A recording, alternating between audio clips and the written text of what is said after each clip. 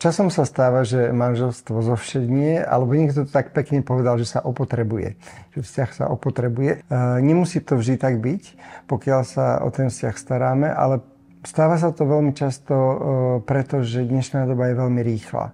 Podľa mňa manželstvo často zovšednie aj preto, že máme to nejak tak nastavené, že keď si nasadíme prstienky a je za nami celý ten wow obrad, tak zrazu je ako keby niečo spečatené. A možno to je z rozprávok, že žili šťastne, až kým nepomreli, ale vlastne v živote to nie je. Tam sa niečo nové otvára. A keď na niečom novom sa začne pracovať, tak nemôžeme brať jeden druhého ako samozrejmosť. Manželia často zápasia s problémami, ako je komunikácia. Máme nejaké také tie štandardy, každý z nás, ako komunikuje a zdá sa mu to, že je to prirodzené aj pre toho druhého. Ale nie je, častokrát narážajú a ubližujú to tomu druhému. Ale jedna z vecí je taká veľmi zvláštna. To, čo nás niekedy na začiatku nášho vzťahu priťahovalo, väčšinou nás potom rozdeľuje alebo má tendenciu rozdeliť. Som rada, že už vo veľa prípadoch rozumieme veciam, že keď ich chceme mať dobré, tak potrebujeme na to čas, investíciu a tak ďalej. Teraz je doba receptov a varenia a ja by som to aj k tomu rada pripodobnila. Ten vzťah, že udržanie vzťahu, či je možné dobrého, chrumkavého, takého, že nás obidvoch baví, je určite možné, ale treba tam dávať tie najlepšie ingrediencie, to, čo nám chutí obidvom a vtedy je možné si vychutnávať to dobré manželstvo.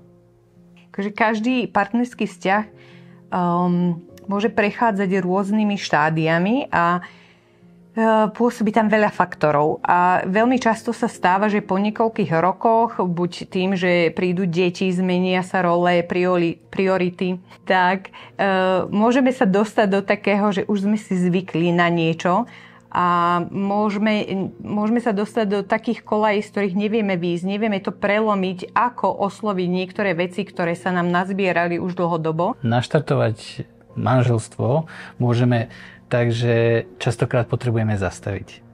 Nedávno som išiel autom a nezastavil som na stopke a policajt mi hneď dal najavo, že proste aká je dôležitosť zastaviť.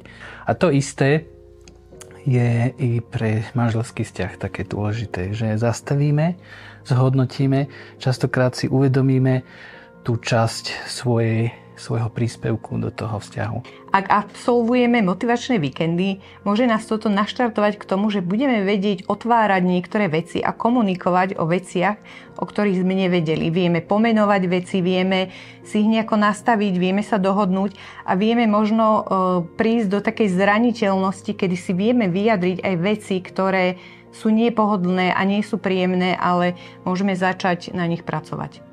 Zabojovať o vzťah treba nielen vtedy, keď už je kríza ako keby vyhrotená, ale práve vtedy, keď sa tam objavujú nejaké symptómy toho, že nedokážeme spolu komunikovať, alebo sa vyhýbame jeden druhému, alebo jednoducho sme len vzdialení a nemáme chuť. Stratí sa ako keby taká iskra. Motivačné víkendy sú skvelou príležitosťou, kde páry sa môžu naučiť nejakým užitočným zručnostiam v tom svojom manželskom vzťahu.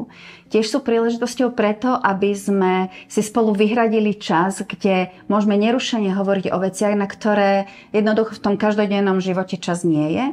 A môžeme sa posunúť a hovoriť, vďaka tomu času môžeme hovoriť o veciach, ktoré možno sú niekde pod kobercom a vždycky ich len prekročíme. A tu je príležitosť na to, aby sme ich vyriešili a posunuli sa v tom našom vzťahu ďalej.